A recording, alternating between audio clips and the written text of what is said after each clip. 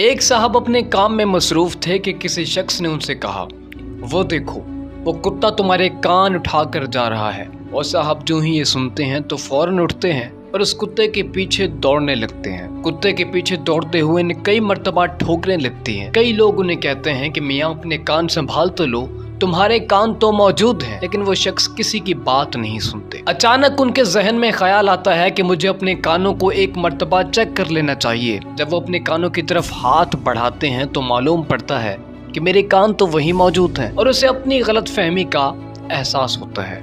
یہ کسی اور کی نہیں بلکہ ہمارے ہی معاشرے کی کہانی ہے۔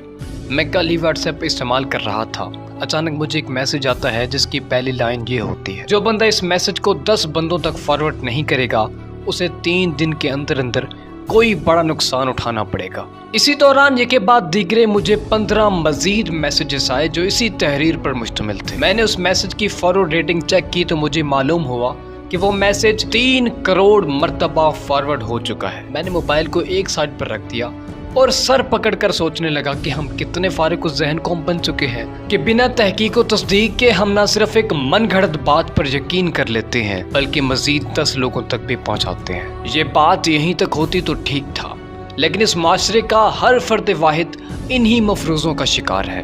کسی کے لیے ایک سیاسی پارٹی کا سربراہ فرشتہ ہے تو دوسرے شخص کے لیے وہی پارٹی کا سربراہ شیطان۔ کسی کے لیے فلاں مسلک جہنمی ہے تو کسی کے لیے فلاں مسلک کافر۔ حضور والا ہم ایک قوم سے ایک بھیڑ کی شکل اختیار کر چکے ہیں۔ ہم نے آج جسمانی آزادی تو حاصل کر لی لیکن ذہنی آزادی آج تک حاصل نہیں کر پائے۔ آپ خود سے سوال کریں کہ کیا ہم آزاد ہیں؟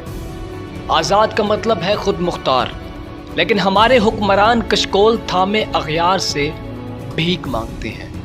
آزاد کا مطلب ہے بے خوف، لیکن ہمارے سروں پر تو ہمیشہ سے ہی خوف کی تلواریں لٹک رہی ہیں۔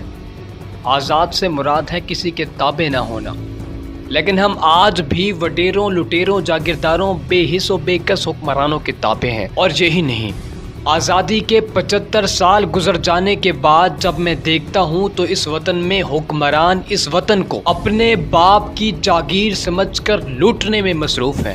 میں دیکھتا ہوں کہ اس وطن کے ایوانوں میں لوگ بھیڑ بکریوں کی طرح بکتے ہیں۔ میں دیکھتا ہوں کہ یہاں مسلمان تو ہیں تورے مسلمانی نہیں، قرآن تو ہے رمز قرآنی نہیں۔ اور جس ملک میں واٹر کولر کے ساتھ گلاس کو باندھ کر رکھا جائے تاکہ اقبال کے شاہین اس گلاس کو چرا کر گھر نہ لے جائیں، اور اقبال کی وہ شاہین جن کے لیے آزادی کا مقصد محض باجا بجانا ہو، تو میں کیسے کہہ دوں کہ ہم آزاد ہیں؟